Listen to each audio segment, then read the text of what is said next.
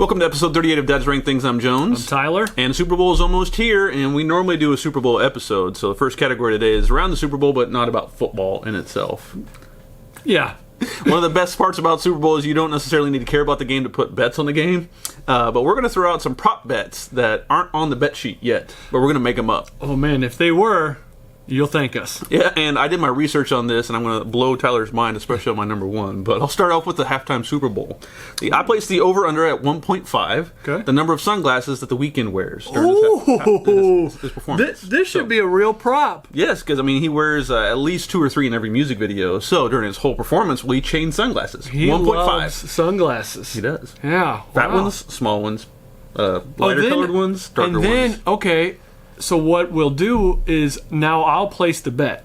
Okay. So I'm taking the over. Okay, you think he's going to change? Yeah, so 2. I'm going to say 2. I like 2. Okay. You know, but we're going to probably have some sort of ensemble change. Of some sort. Whether or not the sunglasses are part of it, I don't know yet. I'm going to keep in the same realm here as you, but not with the Weeknd, but with apparel. Okay. And the Super Bowl. All right. So mine's a yes or no bet. Okay. Okay. Will Andy Reid don his upside down triangle mask that he's worn the last 2 games? That it's not like a mask. Right. It's not like a visor. It's not a gator. It's inverted triangle, yeah, down. Now, the good news for him is that, he made the change, I think, mid-season away from the visor because it kept on fogging up on him, and it would get so bad. So he went to that change, but it looks like a dog muffle on him, to be honest. He looks like a big Saint He's Bernard. one of our recurring characters here, Yes. and so you knew he was going to make an appearance in the prop bets. But yeah, I don't know what that thing is. He has to have something to encapsulate the mustache, too, because if you had like a normal mask, wouldn't it stick out? Yeah, so maybe the mustache just holds the triangle Holds there. it in, yeah. All right, so yes or no? He's going to don it? Yes. Yeah, it's been a good... Not a lot of good juice luck, on good luck that for bet. him. Not a lot of juice, because they've been winning games Not a with lot of hot dog grease. So, okay, my next one's an over-under. Mm-hmm. Okay, and the number is 12. Right? Okay. Over-under 12 shushes at where you're at when the commercials start. Oh. That's a tough one. Right, so if 3 or 4 people shush during the first break, that counts as 4. 4 people. Oh, the people in general. Yeah.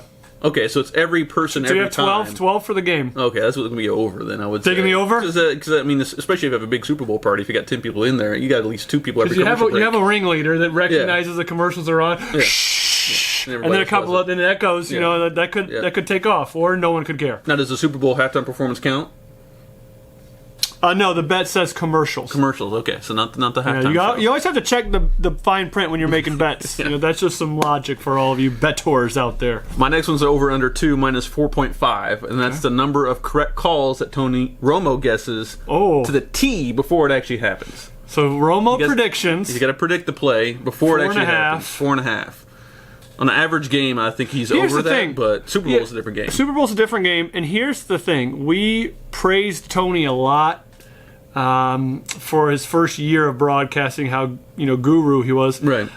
The last few games I've watched, he hasn't just called every play anymore. I think he's gotten some wrong, so he kind of maybe took a step back. Yeah, he's sat on the couch a lot more. The game will keep progressing, and he's not coaching and playing anymore. So the first year out, all the systems of all the teams. Right. The next year out, people change. Yeah.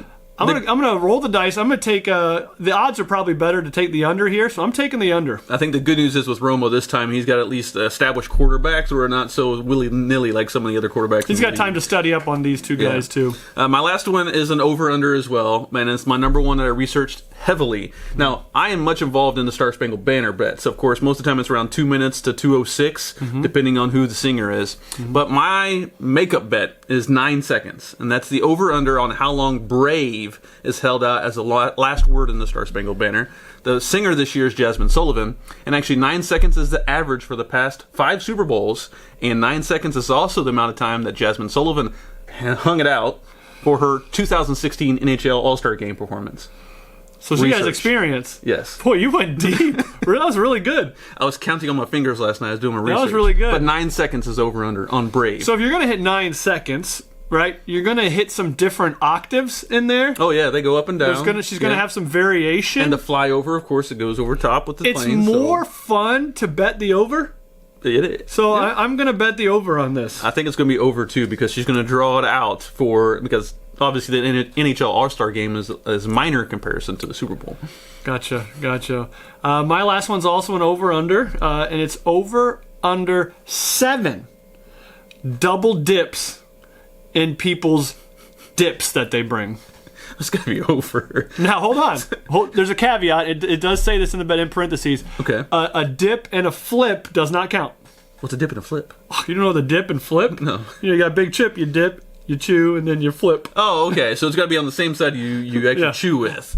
Ooh, that's a tough one. I think people would be considerate enough to do the dip and flip, right? I would hope you would. If you haven't heard of the dip and flip, still with the dip and flip, you're going to get a little hand bacteria, but you're getting that anyway, right? Because people are going back in. The same dip, right. Dip. It's the mouth bacteria people are grossed out by. So the dip and flip is courtesy. But 7 throughout the night. Yeah, and who's going to police it? That's the tough part. You got to watch it pretty carefully. I'll pay my kid.